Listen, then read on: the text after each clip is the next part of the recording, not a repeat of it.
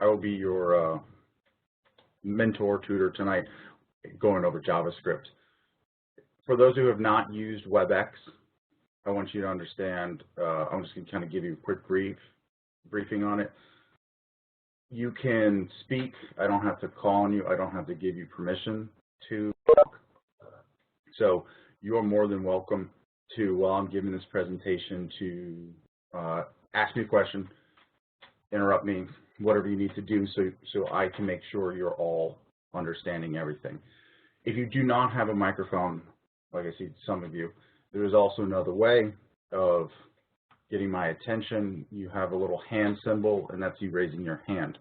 And there's also a chat box. I won't be checking the chat box this entire presentation. There's too many windows open.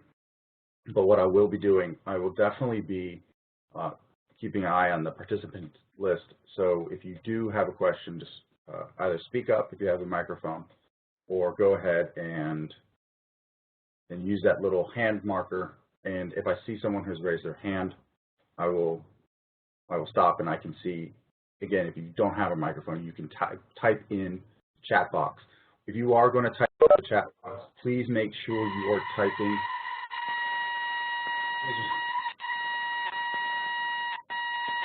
Please make sure. Sorry about that. If you aren't talking, maybe mute you. I muted you, Dave, just because you were making some noise. Nothing personal.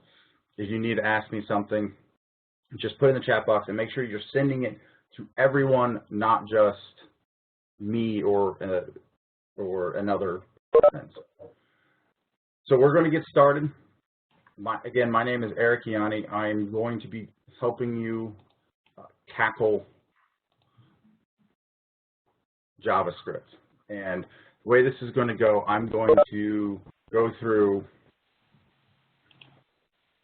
be going through a presentation, and we're going to have examples so that you guys can see it in action and actually see the code working. And again, if you have any questions, do not hesitate to ask them. There will be a Q&A at the end, so if I don't cover something you wanted, you can ask it there. But just be aware that we do have an agenda, so look that over. And if you have a question about one of those things, please wait till we get to that section. All right. So we're going to be going over a few things. We're going to talk about what interpreted means, because you probably have heard that JavaScript is an interpreted language. It is, and we're going to talk about what that means. We're going to talk about static versus dynamic typing. We're going to talk about duck typing. These are all terms that I pulled from this week's lectures, reading materials. We're going to talk about you've seen JS Fiddle. Mr. Wolford has used JS Fiddle to show the examples, but I'm going to also show you something else called Replit. And I like Replit a little more than JS Fiddle if I'm just doing straight JavaScript. So then we're going to talk about some JavaScript magic, which is type conversion. We're going to talk about functions, because JavaScript does functions a little differently than C++. We're going to go over objects and object notation. And then the last thing we're going to cover is the for-in loop, because those are a little complicated. I know when I first went through CS 290, it was a little difficult. So I should have asked, can everyone hear me? Is there anyone who can't hear me? Well, I guess you wouldn't be able to answer that question if you can't hear me. Can someone tell me if I'm coming through? Anyone? Can anyone hear me? I can. Okay. And can you see the agenda? Yep. Okay. Just making sure. Okay. All right, let's start. All right, what does interpreted mean? Oh, darn it. Hold on. These little boxes are in the way. All right, what does interpreted mean? Interpreted can be considered as the opposite of compiled. Put opposite in quotations because it's like saying a cat's an opposite of a dog. It gets the point across, but it's not actually true. Interpreted just is a different type of way of handling a language. So you have dealt with C or C++ generally before you get to CS290, and that's all you've done. And you've had to use a compiler. You're either using a compiler in Visual Studio, code blocks, Xcode, or you just on the server, G++ or GCC, depending on what you're compiling. And when you compile, it's taking all the lines of code, it runs through them and turns those into, and it links all the files together and it turns those into machine code, something the computer can understand. And when it does that, it checks for errors and all that stuff. And then you run that machine code. It's a binary. Dave can't hear anything. Okay. Let me send another, hold on, I just want to make sure everyone can hear. So I was asking real quick, who's that? Dave, you can't hear me, but I can hear you.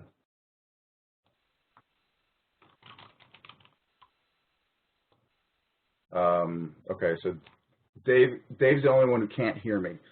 So bear with me just a moment. I have to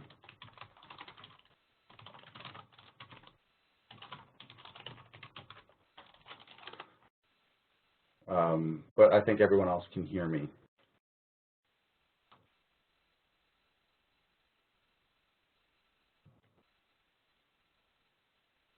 Oh, okay. So I guess Dave can hear me now. All right. So I'm going to move on. Sorry about that. Okay. So like I was saying, when you run the compiler, you end up with code, or sorry, you end up with a binary, and that's the thing that you execute, and sometimes called an executable. Interpreted languages aren't like that. They are run through something called an interpreter. And it does all the stuff that a compiler does, but it does it while it's running. So if you have an error in your code, if you have a syntax error in a code that you compile, you'll get an error.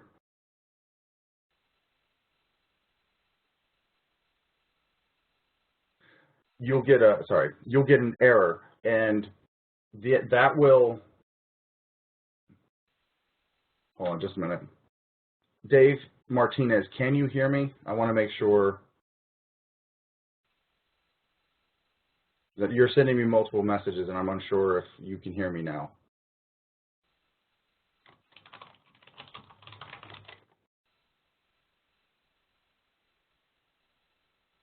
All right, while I'm waiting on this. So an interpreted language, if you have a syntax error, it's going to run until it runs into that syntax error. So if you have a function that has a syntax error, it won't break the code won't crash until it actually gets the line of code that's written incorrectly. So why might you want to do this? Well, there are some advantages. Interpreted languages, they allow this thing called dynamic typing. So we're going to cover that in the next slide, the 2 slides from now, what dynamic typing is. And another nice thing is that as long as the platform you're developing or the platform you're trying to run the code on has an interpreter written for that platform, so there's like for Python, that's an interpreted language, you can have pretty much all the machines, Windows machines, there's an interpreter for all the different operating systems. So as long as it has an interpreter, it doesn't care where you're running it. And that's a little differently than compiled programs, because if you have tried compiling some stuff locally on your computer, on your Windows machine, and you try to upload that executable to the flip server, it might not work because you might be doing something differently. So usually interpreted languages are platform independent, which is nice. Some disadvantages of interpreted languages are that they will often run slower because you're compiling it, or sorry, it's being processed and dissected and linked and all that stuff while it's running. So that will run slower. And also, another bad thing is, and this happens with JavaScript, your code is not hidden. If you have a JavaScript file and you link to that JavaScript file, and that JavaScript file can be accessed by someone else, they can see your code. And that's a problem if you have intellectual property issues, or you want to make sure you maintain your competitive advantage and by hiding your code, your algorithms. This isn't a problem with compiled code, because in compiled code, they just get ones and zeros, and you can't look at that and reverse engineer it, where you can easily reverse engineer an interpreted language if you get a hold of the file. So what are interpreted languages? We talked about what interpreted is. This is tricky because technically almost all programming languages can be either interpreted or compiled. It all depends on how the person chooses to run the code. C++ can be run as an interpreted language, but we don't do that. We compile it. Java, when it first came out, you pre-compiled it into bytecode, and that was run through a Java interpreter, and that's what made Java, when it first came out at the turn of the century, it made it unique because it didn't care what platform it was on, because again, as long as there was an interpreter for that platform, it could run the code. So we don't really do that as much anymore with Java. A lot of times you will compile Java just like you compile anything else. But just be aware that Java can do that. Now, the traditional, again, I put in quotes because it's not really the definition of traditional interpreted languages. Is nothing. Some examples of JavaScript, I mentioned Python, Ruby, PHP, and even MATLAB. These are things that are handled at runtime, that they execute when you run them. And they are very flexible. And if you ever see something with script in the name of the language, you're very likely going to be having something that's interpreted. You'll also hear the term scripting language. That can also mean interpreted language. Because you're writing a script, it follows a script, it doesn't need to be compiled. But it's kind of out the scope. We're going to be focused on JavaScript today. Remember, if you have a question, please raise your hand if you don't have a microphone, or just interrupt me. All right. So we're going to talk about static versus dynamic typing. In static typing, that's what you're used to. You tell in your code, you say this is going to be an int, and it's going to be an integer, and it's only going to hold integer values. You can't put a string into it. If you try to put a double in C++, it'll just truncate and make it into an integer. It's stuck. It cannot change. If you try to put a string into an int, you're going to get an error, and it's going to be a compile error, a syntax error. Now, sorry, it will be a compile and not a syntax error. So one way of thinking of static is it stays the same. In a dynamic typing language, you don't have to specify what's going to go into each variable. You can store an integer in a variable, and then you can change your mind, like, oh, you know what, I want to put a string in there, I want to put a Boolean in there. It doesn't care. The program will adapt to whatever you're trying to do. It'll make its best attempt to go with what you're doing. So think about dynamic it means it changes. So static stays the same. You can't change from what you declare it, and dynamic means it's changing on the fly. So we're going to look at some examples, and there we go. This is that website I mentioned called Replit, and we'll talk about it in the near future. But I wanted to let you know or show you. This is C++ code. I'm declaring an integer and calling it num, and I'm trying to put a string into num. And when I run this, I get this error. And the error states invalid conversion from const char pointer to, integer. It doesn't let it happen. So this is how you have been coding. Now, just a moment. How do I switch? Okay. Now, what I want to do is, this is JavaScript. I created a new variable, and I call it num. And this variable is, notice, and it's not a type. We're telling the JavaScript, make a var, which is a variable, and call it num.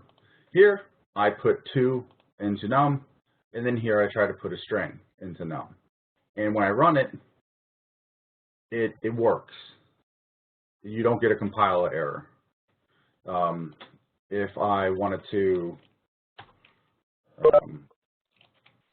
console.log num for both of them, because I didn't do that. That's why it's showing up in green. All right, so if I try it again and I run it, it doesn't care. It displays 2 because it's flexible. It's dynamic. So this is an example. Let's see. Do I have any questions? No. Okay. All right. So that's that. So let's go back to talking about, let's go to the next type of, typing. I wish I had started that sentence better. All right. This is duck typing. This is something that is a little bit more complex. It is similar to polymorphism in C++, where, if you don't understand that reference, don't worry about it. I don't want to overcomplicate this. You can write a function that is pass an argument and call a member method, and you don't even need to check to see what type that argument is that you're passing into a function. It will figure it out for you. So we're going to look at some more examples, or another example. Let me copy this here. Just a moment. All right, here we go. And let me just make sure. All right, so here's the code. I'm going to walk you through it before we run it. Here, I create a variable human. And this is, just to kind of get ahead of myself, this is object notation. This human is kind of like classes in C++. So it has a data member, legs. I store 2 in it. It has another item, speak, and I store a function. Speak is going to be a function. And then that function is going to log greetings. And then same thing, here I have a cat object, and I change it to legs 4, and I change what speak does to a meow, because cats don't say greetings. And then I write a function that gets a thing. It doesn't care what this thing is going to be. And it calls the speak method on whatever's passed. So here I call greeting, and I pass it human, so I pass it this object. And then I do the same thing with the cat object. And when I run it, you can see that when I call greeting with a human, it passes human in as thing, and then it calls speak on thing. So what it does is JavaScript will go, all right, this is human, so I'm going to come up here and I'm going to deal with the speak part that's in human, and it's this function, and it does that. And the same thing. And so it knows, JavaScript knows what type the thing is. It doesn't need to be told. It just kind of knows. And this is called duck typing, and Mr. Wolford mentions that, what is it? If it sounds like a duck, it looks like a duck, it is a duck. So that's why they call it duck typing, or he's called it duck typing. Do I have any questions on this? Because this is probably one of the most complex things we'll be doing this evening.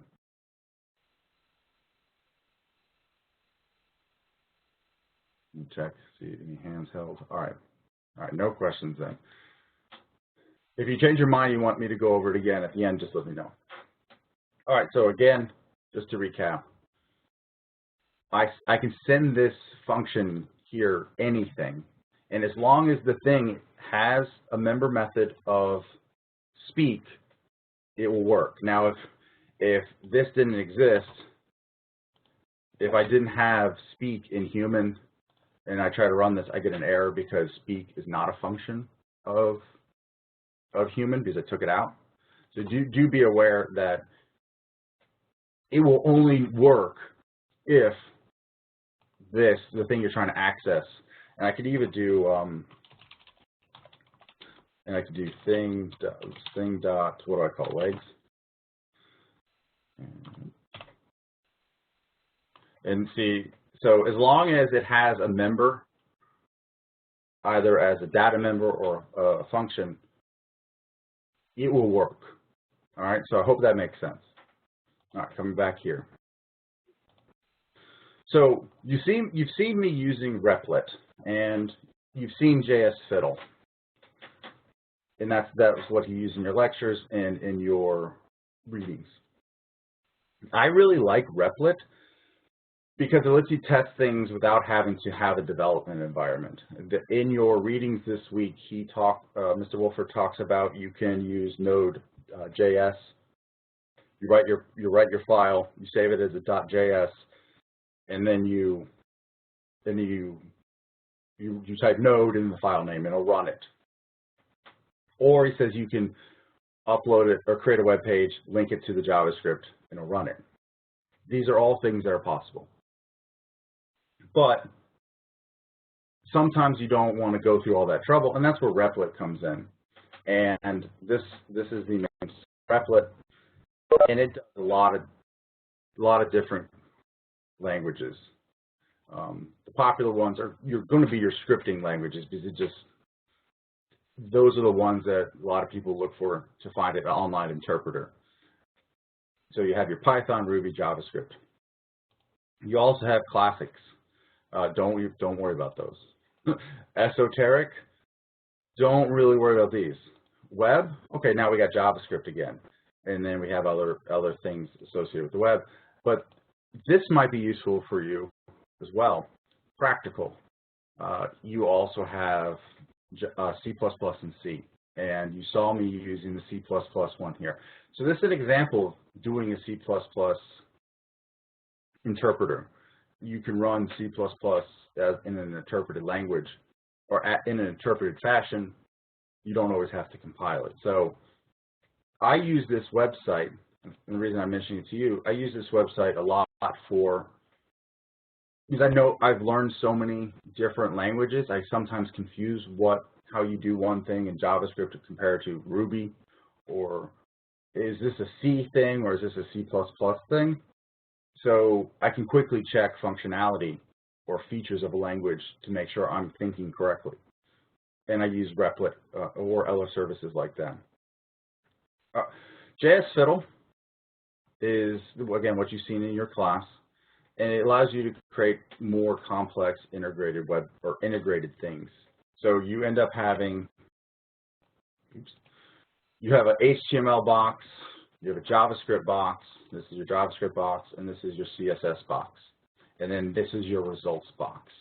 So you can create a web page and see if it's working the way you need it to work.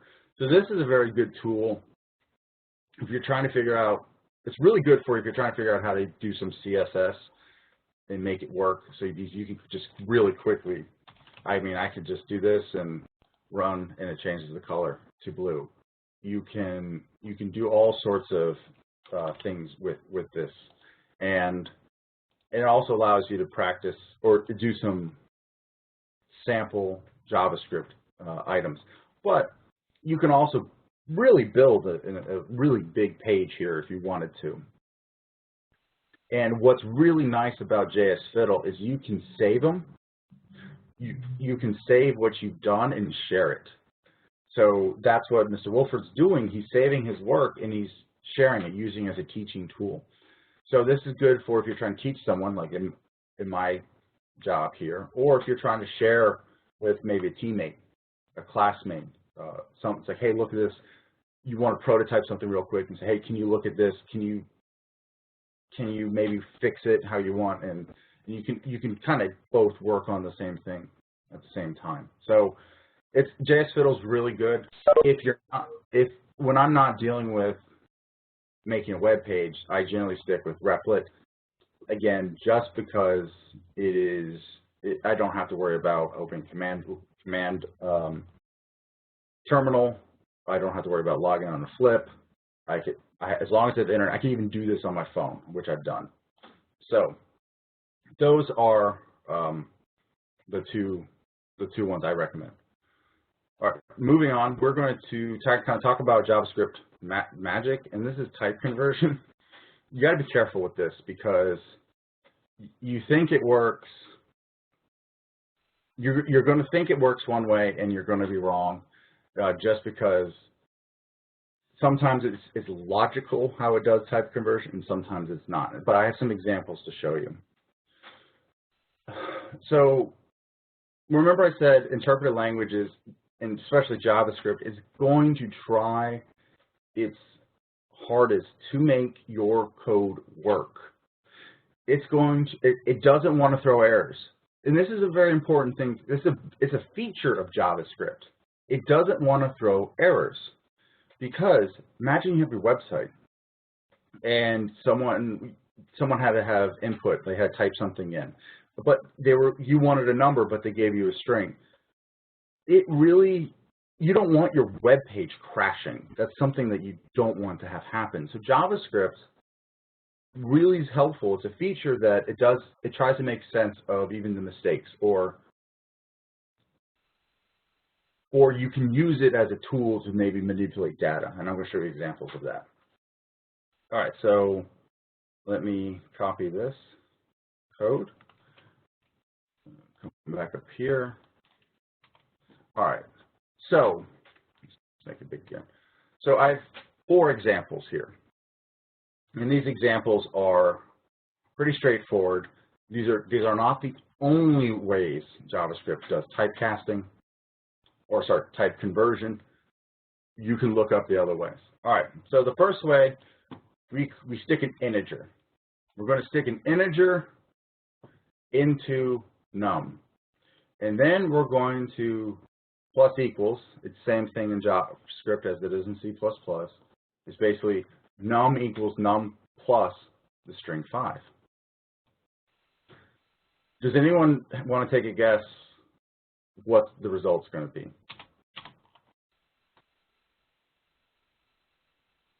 Any brave souls to take a guess?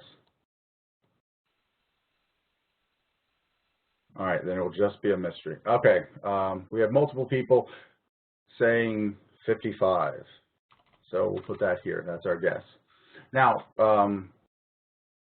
and be aware, if you are sending a message in the chat box, make sure you're sending it to everyone. I think Joaquin and Darren sent me private messages, so that's not going through. So we've had people say 55. We've had people say 5, and then the string 5, and then even someone say 25. So that's that. Now, let's see about this one. We're storing a string into num, and we're multiplying that string by 5. What do you think this is going to be? Anyone want to take a guess on this example 2? I have a 25. Anyone else want to make a guess, or are we all happy with 25? Okay, someone says it's going to be 25 as a string. All right, so we'll see which of those is true. All right, now we're going to go to num, and now it is a 5, a string, and we're going to multiply it. We're going to multiply a string by another string. Anyone want to take a wild guess what this is going to be? For example 3. Someone says undefined. No other guesses? Someone's got a not sure. Okay. Yeah, this is a tricky one. Now, let's do this one. So example 4, we have a string of 5. We are going to multiply the string of 5 by 1, and then we're going to add 5 to it. This is the hardest one. Any guesses?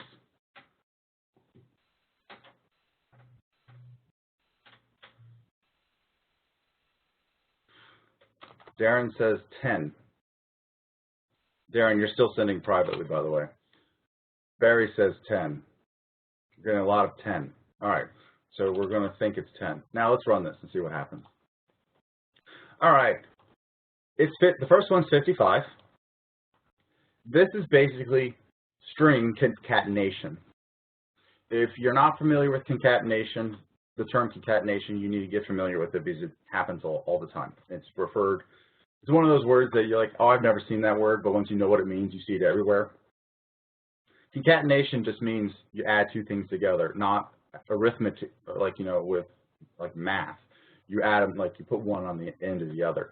So what's happening here is it's treating that 5, that first integer 5, is treating it as a string. It converts it into a string and then adds, and then concatenates it with the other 5 string. So really, I guess if you wanted to say, if you wanted to be super technical about it, it would be this last one, the string of 5, 5. But when I say if you want to be technical, it doesn't really matter because remember, it will convert it on the fly, and you'll see how it does that. So if I need that string to act like an integer, it will act like an integer. If I need it to act like a string, it will act like a string. It's kind of, that's what we call magic. All right, the second one, it was 25. Really, these things, so technically, I guess it's this one, the 25 as the integer. But again, if I need num to behave like a string, I can make it will behave like a string. If I want it to behave like, or if I need it to behave like an integer, it will behave like an integer. It will convert itself as needed. This last one, or sorry, this third one, we have 5, and we multiply it with 2 strings. So this is, again, 25. Oops, that's 15. This is 25 because it converts both those strings into integers and then does the multiplication. So to recap so far, when you use the plus sign with an integer and a string, it concatenates them. It puts them back to back. But if you multiply, it turns them into integers. And that brings us to a fourth example. So we have a string multiplied by 1, and we've already talked about multiplying strings by a number, turns it into an integer. So now this is an integer. So this expression right here is an integer. And then you add 5 to it. So now we're into math. We're not dealing with adding a string to an integer or an integer to a string. Now we have 5 plus 5 equals 10. If you got all those right, awesome. If you didn't, it's okay. It's like I said, these things are tricky, and it's magic, and it's very helpful to know this though, because if you need to turn a string into an integer, just multiply it by 1. It'll turn into an integer. It's fascinating, and it's very powerful as you're doing stuff. Joaquin wants to know the example 4 again. Absolutely. All right, so if I were to break, let me comment out all this stuff. Oops. No, I'm not going to comment out. I'll just do this. All right, so I'll do so I'm just going to show each step of this. So console log num here, so that will show that it will display just 5. And then what I'm going to do is I'm going to console log num times 1. And this is going to show this first step. So it breaks it down. So it performs num times 1 first, and then this value is returned to the to, you know, the equation, and then it adds 5 to it. So if I run this, again, you know, I could just delete all this. If I run this, you see so I output the number. Actually, I could do this too. Is it type? See, this is one of those things where I sometimes forget. Is it type of? Yes. All right. This is a way you can try to figure out what things are. And notice it's not an integer, it's a number. Java doesn't care if it has a floating point or not.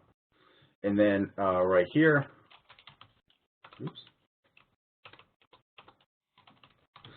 we do it again, and we can, and you'll see that it's string number. Okay, so it looks like that. Yes, and Joaquin mentions multiplication supersedes addition. It follows, since I don't do this often, I want to say it follows the same rules for ordered precedence in math. But I haven't tested everything, so I can't be 100% sure about it. Does an exponent happen before multiplication? If I had to take a guess, I would say it would, because what programming languages like to do is they like to follow convention. They say, all right, they want to say, I want things to make sense. I don't want someone to have to look up something all the time. So following the rules for these symbols of plus or multiplication and addition, even if it's not math, it helps us think of convention. It helps us guess what that code does or in what order the code will be done. So, so that's that example. All right, so let's go back here. So to recap, it tries its best to fix things. It tries to make it work. And there are ways to use that type conversion to your advantage if you need to, like I said, turn a string into an int or into a number. You can just multiply it by 1. That type of stuff happens in a lot of the interpreted languages. I first came across of it in PHP. That's not something you guys learn anymore in this class, but it's another one of the scripting / interpreted languages. All right, now let's talk about functions. Functions in C++ are declared return type, function name, a list of parameters, or sorry, a list of arguments. JavaScript is dynamically typed, so it doesn't care what type it returns. So there's no return type.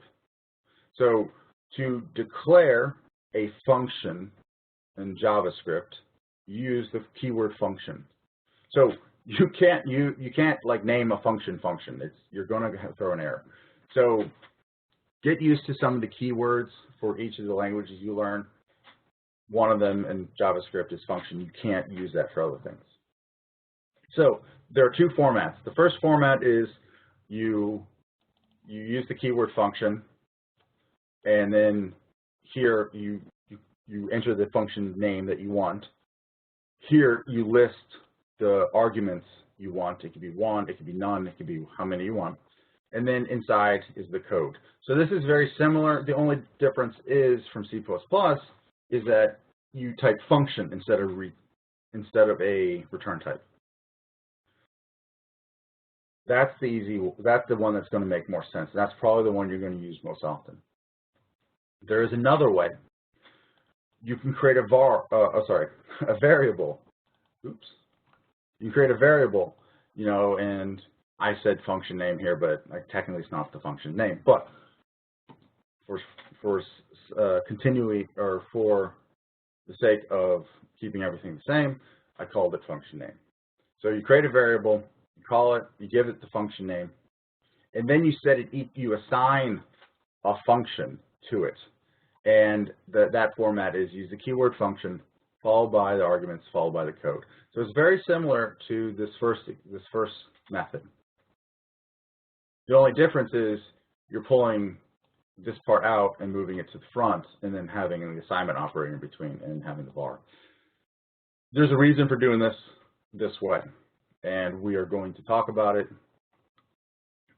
in these examples. So let's get to them. So I'm going to show examples of the two methods. Oh, it's the wrong one. All right. So here's my code. All right, we have function example 1, and we have example 2. So I use the function keyword. I give it my function name, which is example 1, and then my parameters. And what I'm going to do, what I'm going to do is I'm just going to log whatever I send it. In example 2, I create a variable. I call it example 2, and I set that equal to a function. I assign a function to it. And notice this is it's roughly the same, except there's a semicolon at the end. Because if you think about it, we're creating a variable. We're using an assignment operator. This is a statement. Remember that term from your other classes? A statement has to end in a semicolon. And just like in C++, functions declarations don't have to end in a semicolon. If you put a semicolon here, it's not really going to care. So it's fine to put it there. I mean, you're going to get something, say, unnecessary semicolon, but it's going to run. So these are the two examples. So here I say, all right, example, send it hi. So what's happening is it goes, okay, find the thing that's example, and it goes, okay, example 1, boom. Send it hi. The string hi is the input, and output it to the string. In example 2, it says go find the thing called example 2. It finds it here. And then when you put these symbols right here, or when you put the parentheses and you send it yo, it's going to call the function that it's assigned. And then the last thing is it's a variable, right? So what happens if we just say example 2? Anyone want to take a guess what happens if we just use example 2? We don't use parentheses, we don't send it anything. Any guesses?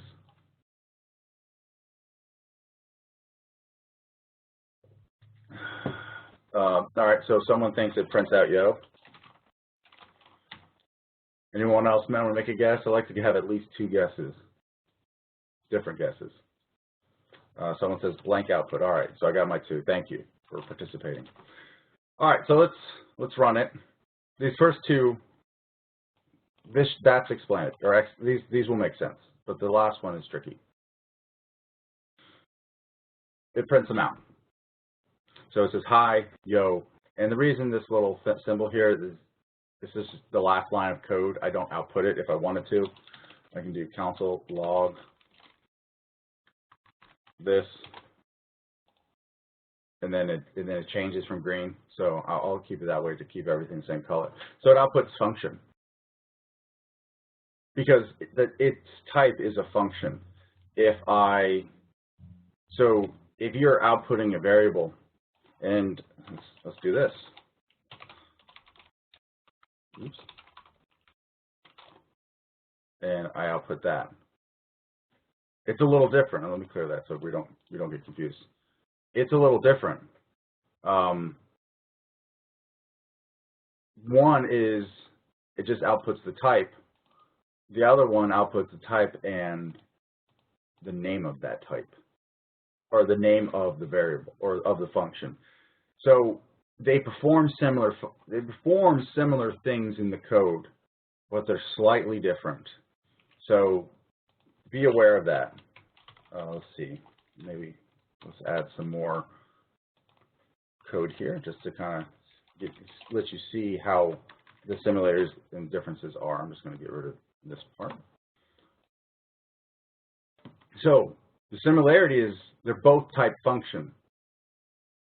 But if you try to output them, you end up with slightly different. So they're not exactly the same, but for practical purposes, they will behave in the way you expect for any function. Any questions on this? This is, again, complicated.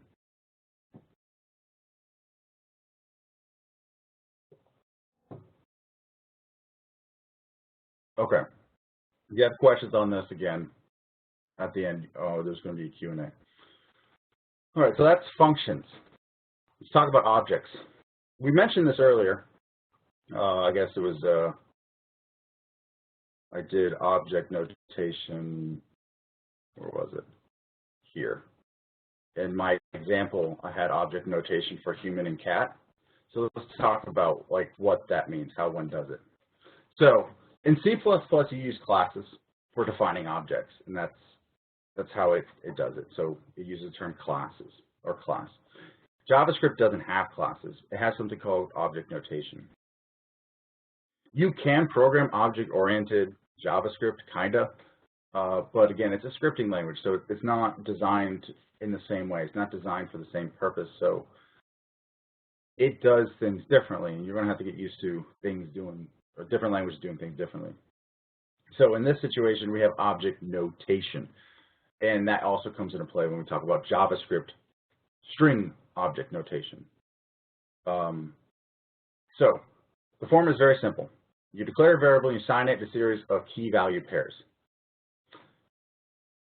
A key value pair. Does anyone know what an associative or associative array is? Have you guys come across associative array? Anyone?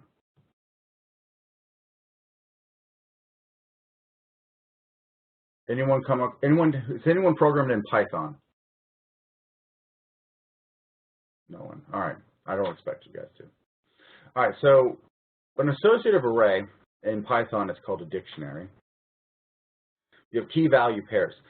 Normally, when you have an array, you know, you have index 0, 1, 2, 3, 4, whatever. In an associative array, you have a key, and that value is assigned to, and that key has a value, and they're called key value pairs. They're not in any particular order. They're not 1 through 0. They're stored in there.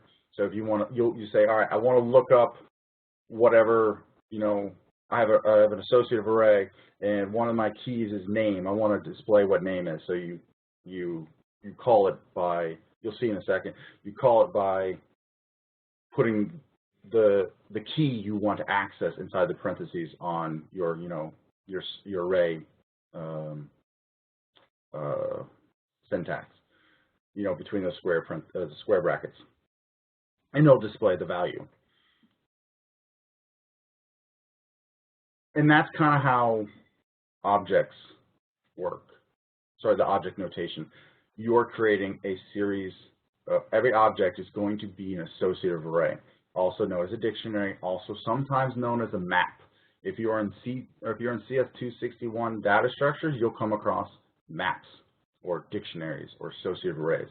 They all kind of they use the same term, or they're all roughly the same thing, and they just use different terms. All right, Dave, thank you for joining. All right, so what I'm going to do, sorry, I apologize. So we have the key value pairs, and the key can be whatever you want. You just can't repeat keys because you can't have multiple keys with the same name, but you can have multiple values of the same value. So in the example I'm going to show you, you're going to see that I have arms and legs as keys, and the value for both those keys is 2. That's fine. You just can't repeat key names. And values can also be function. So let's look at an example, because I think that will bring it all into focus. All right. Here I've declared a object, and the format again is you say var for variable, because you're declaring a variable and you're giving it these values. So the format is var, the name of the object you want, and then you do the curly brackets, and you have a key value pair followed by a comma, and you just go all that way until you're done with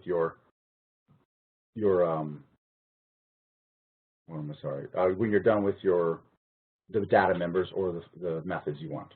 By the way, I keep using the term method.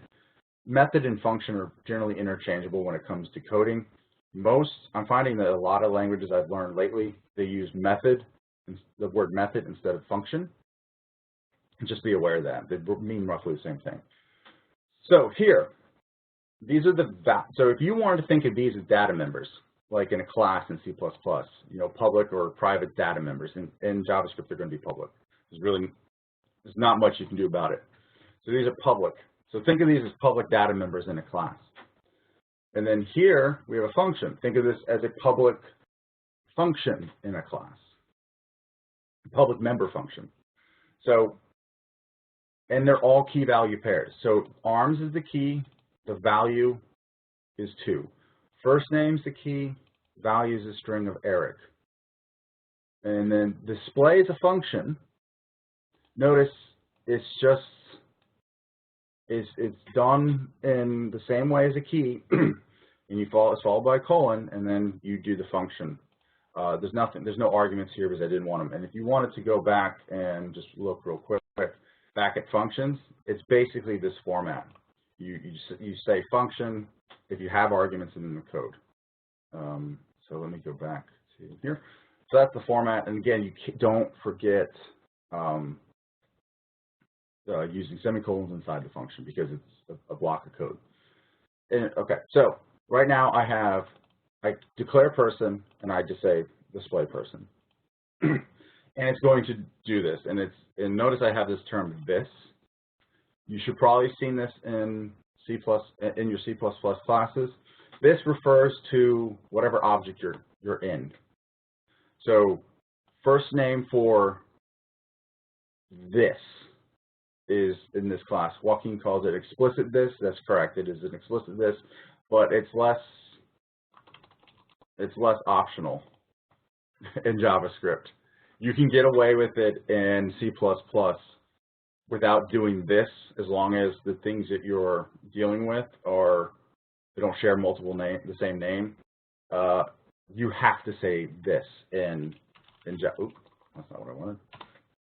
You have to say this in JavaScript or you're going to get that error. So let's run it. So I get Eric Iani because that's the function, because I called it. And then I wanted to change some things. And I remember I said all this stuff can be considered public. You don't need to have access or mutators for this. And I changed the first name to Frank, and then I display it again. This is object notation. And this is how you're going to see your JSON. Remember we talked, I mentioned the JavaScript JSON, if that's how it's pronounced, JSON, JavaScript string object notation. You're going to, let's see here. Let me see if I can do this. Maybe I can make it easier to understand. I'm just going to display person. And so I went ahead and I displayed person. Notice I have the key. Notice I have these curly brackets, just like I have the curly brackets here. I have the key, the colon, followed by the 2, or whatever value I give it, the comma, and then another key value pair, another key value pair. This is how you will see. This is JSON, what you see here. And what JSON is a way for you to send objects over the internet. And you send them as a string. It's a standard, so you say, all right, send this. So say you're in a database, or you're trying to query a database, you want to return, say, a person, and you looked up Eric, and you wanted Eric Iani, you wanted all the information from it. They can't just send you, they just can't send you whatever format it's stored in the database. They have to send it in some other fashion. So you can ask for it in JSON, and it will send you this, and it is, you're not going to get, well, okay, don't worry about the function part, but the other parts, you're going to get back as a string. These strings are easy to send over the internet. They're very easy to send over the internet. And when you get that, you can turn that into the object. You can convert it back into JavaScript object. So and you can treat it just like the object once you convert it back. And this is going to be very, very important. I don't know if Ajax is this next week. I know he mentions Ajax in this week's material. I don't know if Ajax is next week or the week after that, but that's basically asynchronous JavaScript, or wait, I forgot what it stands for, I apologize. Basically, you're going to create a website that goes and gets something from somewhere, and that, like, you're going to ask a database somewhere to send you back the information, and you're going to get it back in a JSON. And if you can think about that JSON as code like this, it's going to help you a lot, because when you're going to go parsing through that JSON, and we're going to talk about this in the next slide, if you know to treat it like an object, it's going to make it a lot easier. So with that in mind, let's go talk about for in loops. You will need one of these probably for any sort of Ajax stuff, because you're going to get back a whole bunch of stuff. Like, for example, this is kind of, I'm going off script, so bear with me. Weather API, what is this? Open weather. So what I can do is, all right, let's see if I can make this bigger. All right, I just did a real quick. This is an API. What it is you can go and you can send a request, and you can, I want the weather for London, and the current weather for London, and I want you to send it back to me. So it sends back to you this as a string, all this stuff. And the only difference between this and what you see here is that the keys have quotes around them, quotation marks around them. But notice it is still a, let me find a simple one here. You have a key and then the value. It's a key value pair, and it is formatted the way the way you declare objects, roughly the way you declare objects in JavaScript. If you are clever and you're noticing this right here, this is the key value, or sorry, this is the key, and the value is this. But you see, we have another curly bracket on both ends of this. That means this key of chord has its own object as has an object as the value. So between these two curly braces, you have an object, and that's also very, very important to know because it's going to cause you fits in future assignments. So the key value pair in JavaScript can be really anything. The key has to be unique, but the value can be an object, the value can be an array, the value can be a function. All right, so keep that in mind. Now, to the for in loops. This is a very powerful type of for loop. What it does is you're not always going to know how big something is. You're not going to know how many elements you're being returned in the JSON. So what you're going to do is you're going to do, say, for in. So you're going to say for every blank in this, for every element in this object, do the following. And it's you might say, oh, well, can't you just find the size of the object, how many elements it has? You can't. It's because, remember, keys can have values as well, or objects inside them, so you can have all these nesting things. So you can't just go ahead and say, all right, just do a for loop for this many times, whatever size it is, because you don't know. So you'll say, do this for every element in the object. So the format, again, this is useful for parsing JSON. That's why I keep going back to that weather stuff. The format is for, and you have the parentheses, var, because you're declaring a variable inside this for loop, and you can call it whatever you want. A lot of people call it prop for property in whatever you're looking in, and you'll see a lot of examples such as say object or OBJ. But this matters. This one matters. You can't just make up a new one. It has to be something that you want to go through and look. So let's look at an example, and this should make things more clear. All right. Notice I have kept here the object, the same object we had before. And what I'm going to do is I'm going to just comment this one out because I don't want to ruin the surprise. What we're going to do is we're going to do for in loop. And we're going to say for, and again, we can call this whatever we want. I call it prop. So for every element in the person object, log it. So let's see what happens. It says arms, legs, name, first name, last name, display. So it is logging, or it shows the, how should I say? It shows the keys, sorry. It shows the key names. That doesn't help me. Okay, I want to know what the value for all those keys are.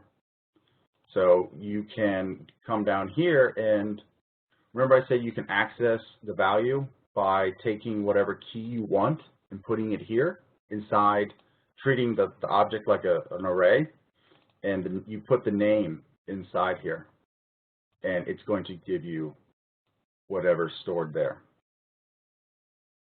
Now, if you, let's again, I'm kind of making something up.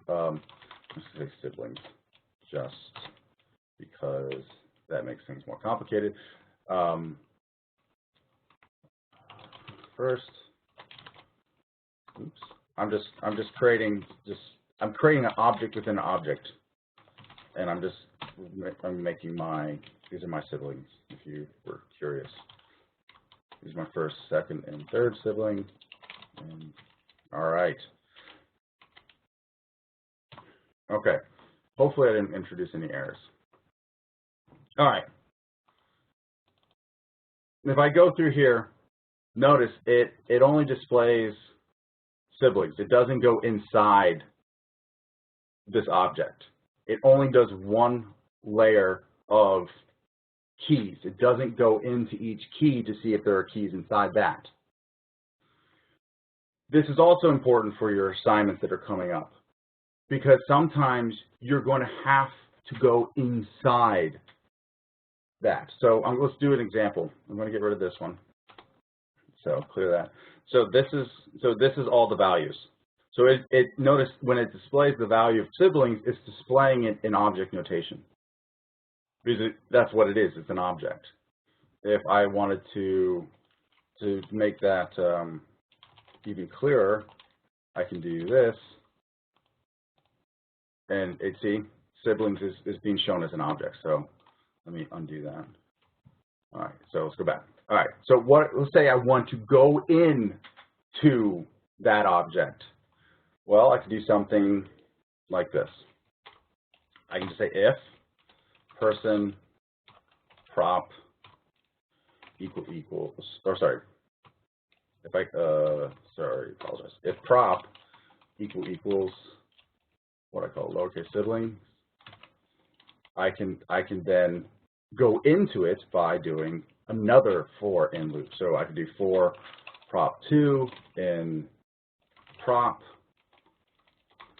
and I can log those to the screen as well, what I call prop2. And I left off apologize, I left off there. And I'm just going to comment this out. So when I run this, oops. Oh, I apologize. Hold on. Person prop.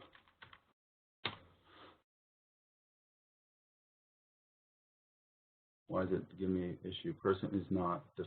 Oh, I can't spell. I got present. There. So this is what you're probably going to have to do when you're dealing with JSONs like this. Say you want to get the coordinates of the city. Well, you have to go first find the key that you're looking for, and then do another for-in loop to go into that object, and then get the longitude and get the latitude. Be aware that these things aren't, these key value pairs aren't always going to be in the same order. They're not guaranteed to be in the same order, and they're not guaranteed to be there. So you need to make sure, hold on, you need to make sure you are, apologize, you need to make sure you are going into the one you want. So, you need to make sure you find it. You can't just assume it's there. I know I had problems with that. I assumed something was there. I couldn't find it. So you have to search for it first, because if I took this out and I ran it, see, it's fine. It doesn't crash. But if I took, if I just went ahead and I try to output console.log person siblings, like I just assume it's there, I'm going to get an error. I'm getting, well, I guess undefined is that doesn't exist. So you're going to look through. Now, let me run this again. Oops, did I comment something out? Oh, I commented this out, that's fine. So I got the first and second. If I want to actually just show what all those are, I would have to get the value of it, and you can do that by prop, just like we did above, or I guess now it's below. Oops, hold on. Oh, prop 2. Oop. No, I need person, prop 2. There we go. Apparently I spelled my brother's name wrong. It's Christian. He's not Christ. I apologize. All right, so that's a lot I just threw at you. Who's got questions? Because we're going straight from this into our Q&A.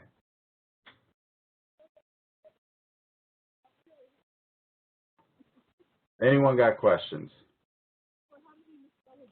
You can feel free to ask them out loud if you have a microphone.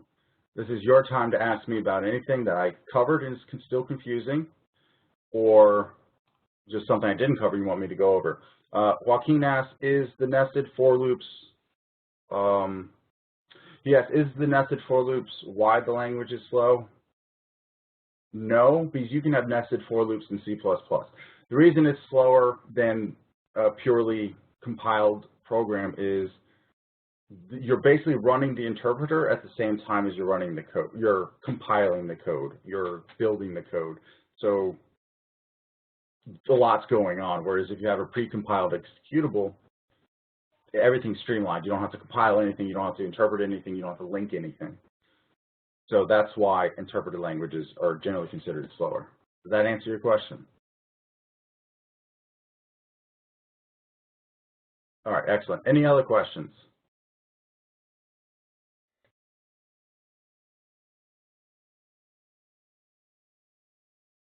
All right, if there are no other questions, I want to thank everyone for coming. I know I threw a lot at you.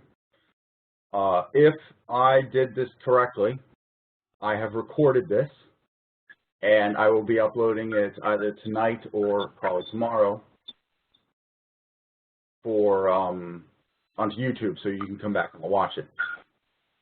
Again, I do have one more question. I'm sorry, Eric. Yeah, absolutely. Go ahead. So one of the reasons I joined, and I figured I'd ask this over the phone rather than typing. One of the reasons why I want to look into this webinar is because the reason why I'm studying computer science is because I'm interested in the security aspect of it as well from programming. And I know a lot of attacks, especially internet browser attacks, happen to go through either JavaScript or Adobe Flash. Is the reason for that because the language itself is so liberal with the variables and so much, or and such, or? That's a very good question, and I'm not sure. For some reason, I want to say Mr. Wolford mentioned it, but I'm not 100% sure because that just might be, I already know why. What he's asking is there's these things called you can input malicious code into some websites to gain access to a database or the back end of the website. It's often done by inserting a scripting language, a scripted code like this, like JavaScript, into it. You can also do, when you guys learn about databases, you're going to learn something from MySQL, which is how you can access your database. And sometimes people can, like if you have a field that is submitted, like a form that you submit and someone puts malicious code in there, you can have a problem. So you need to make sure you check for that.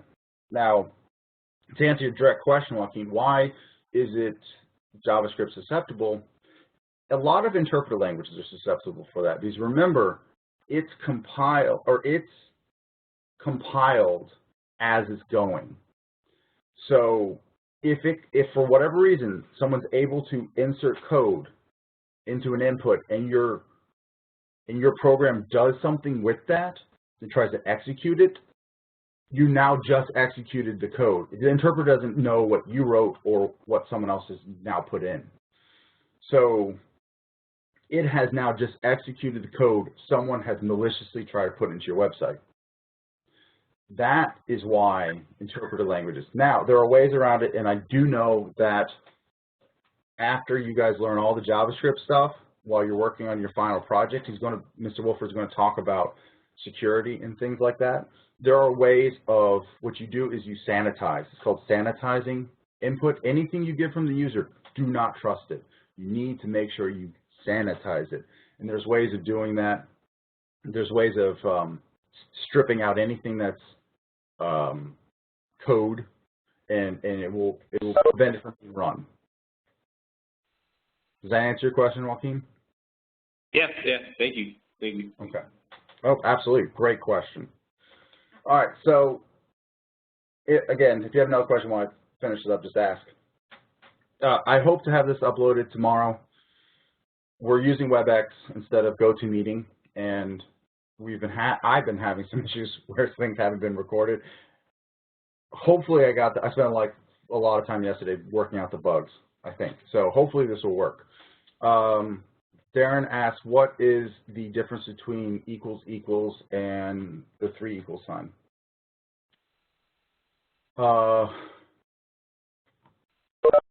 Okay, all right. That's a great question. I can do that right here. All right, so I did equals equals here for this, and I really should have done equals equals, the 3, but let me just get rid of that. And you can run on Replit right here. You can actually run code. So I can say 5, 5, or 5 equals equals 5, and it'll give me the output. So it's true, all right? So I can say 5 equals equals 5. What if I do 5 equals just the 2 equals to string? I get true, because it does that type conversion for you. But if I do 3 equals here, I'm going to get false. The 3 equals say it has to be exactly the same. It has to be the same type, and it has to have the same value. So this returns true because the double equals operator doesn't care. It will do the type conversion for you. So it converts this into a number, or it converts 5 into a string. If I had to make my guess, it converts 5 into a string.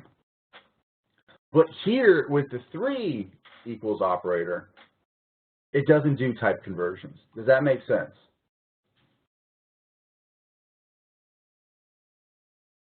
Okay, and again, if there's not a reason for using the equals equals, JavaScript best practices is to use the 3 to make sure everything is exactly the same, unless you're trying to allow type conversion. Any other questions? That was a great question. I liked it.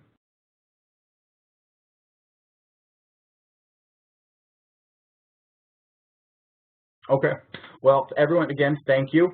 I plan on doing more of these in the future, but be aware, my wife is 2 days past due for a child, my first. So once she decides to pop my child out, I might not have as much time. So bear with me. I do plan on, once things get settled here and you guys get more in depth with doing Ajax and database stuff, I do plan on trying to come back and help you guys to get through that, because that's when I started doing these webinars. And thank you, by the way. Thank you for all the congrats. And I might have time. I'm going to have a lot of family here, so this will be my escape to come to you guys to spend an hour away from my family. So if you don't see me next week, it's probably because I had a kid. If I am here, it's because I haven't had a kid. And if I announce something and I have to cancel, please understand it's because I have a child. All right, so take care. Everyone have a good evening. Good luck on your classes. I really enjoy doing these things for you, and I will continue doing them as long as you guys show up. If people stop showing up, I'll stop doing them. So keep that in mind. All right, take care. If you have another question, ask it on Piazza, the CS100 board. If you don't have access to CS100, the mentoring board, send me an email, and I will get you access. So take care. Bye-bye.